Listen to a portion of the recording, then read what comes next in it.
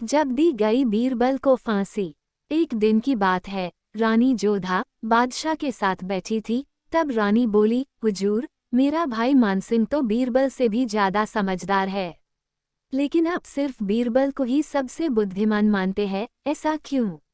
बादशाह बोले, रानी, बीरबल दुनिया के सबसे चतुर व्यक्ति है। हम जल्द ही यह आपके सामने साबित कर देंगे।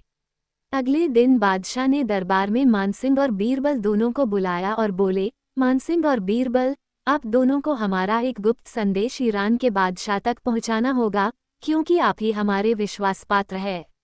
बादशाह की बात मानकर बीरबल और मानसिंह दोनों ईरान के लिए निकल पड़े।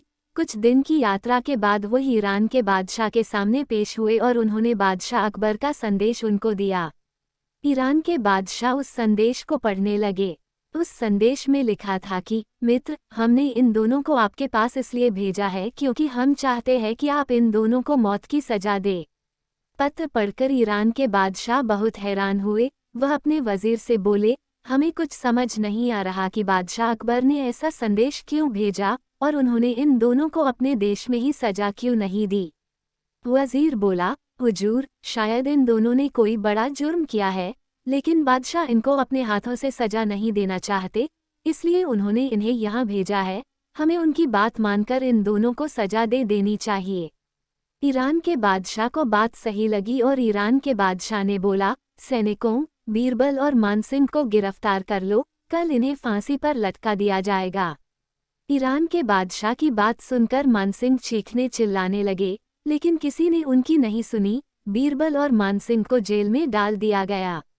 जेल में मानसिंह रोने धोने लगे, लेकिन बीरबल शांत थे और उपाय सोचने में लग गए। कुछ देर बाद उन्होंने मानसिंह को अपनी तरकीब बताई और कहा, जैसा मैं कहूँ तुम वैसा ही करना। अगले दिन मानसिंह और बीरबल को सजा के लिए मैदान में लाया गया, जहाँ एक जल्लाद उन दोनों फांसी पर लटकाने के लिए तैयार था।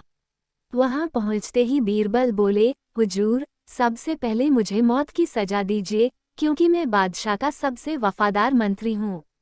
इस पर मानसिंह बोले, नहीं बादशाह, पहले मुझे फांसी पर चढ़ा दीजिए, क्योंकि ना सिर्फ मैं बादशाह का वफादार हूँ बल्कि मैं तो बादशाह का रिश्तेदार भी हूँ।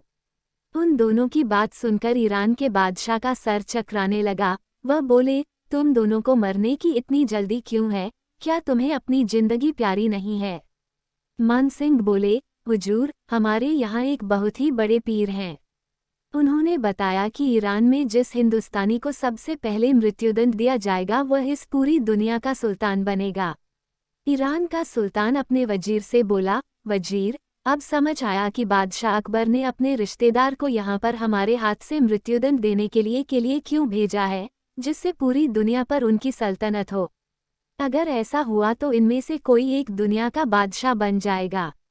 वजीर बोला, जहाँ पनाह, अगर इनकी बात सही हुई तो हमसे बड़ी गलती हो जाएगी। हिंदुस्तान का एक बंदा दुनिया का बादशाह बन जाएगा, हमें ये खतरा मोल नहीं लेना चाहिए। हम इन दोनों को रिहा कर देते हैं और बादशाह अकबर को संदेश भिजवा देते हैं कि बिना गुनाह जाने हम किसी को मौत की सजा नहीं दे सकते। ईरान के बादशाह को उसकी बात अच्छी लगी। उन्होंने अपने संदेश के साथ उन दोनों को रिहा कर दिया। वह दोनों उसी वक्त अपने घोड़ों पर बैठकर वहां से निकल लिए। दिल्ली के दरबार में पहुंचने के बाद उन्होंने अपनी पूरी कहानी बादशाह को सुनाई और मानसिंह ने बताया कि किस चतुराई से बीरबल ने उन दोनों की जान बचाई। वह दोनों बादशाह अकबर से उनकी गलती पूछने लगे कि क्यों उन्हें मरने के लिए वहां भेजा गया। इस बात पर बादशाह मुस्कुराए और बोले, हमें बीरबल के ऊपर पूरा भरोसा था कि वो कोई न कोई तरकीब लगा ही लेंगे, और हम रानी जोधा को भी यह साबित करना चाहते थे कि हम क्यों बीरबल को अपना सबसे कीमती रत्न मानते हैं। तब बीरबल बोले, लेकिन हुजूर, अगर मेरी तरकीब काम नहीं करती तो क्या होता? उनकी बात सुनकर बादशाह को कोई जवाब नहीं सूझा और पूरे दरबार में भी सन्नाटा छा गया। दोस्तों, ऐसी अच्छी कहानियाँ और जानकारी सबसे पहले आप तक पहुँचे तो नीचे दिए गए सब्सक्राइब बटन को दबाकर बेल आइकन पर क्लिक कर नोटिफिकेशन ऑल पर क्लिक कर दें। साथ ही वीडियो को लाइक शेयर करना ना भूले। धन्यवाद।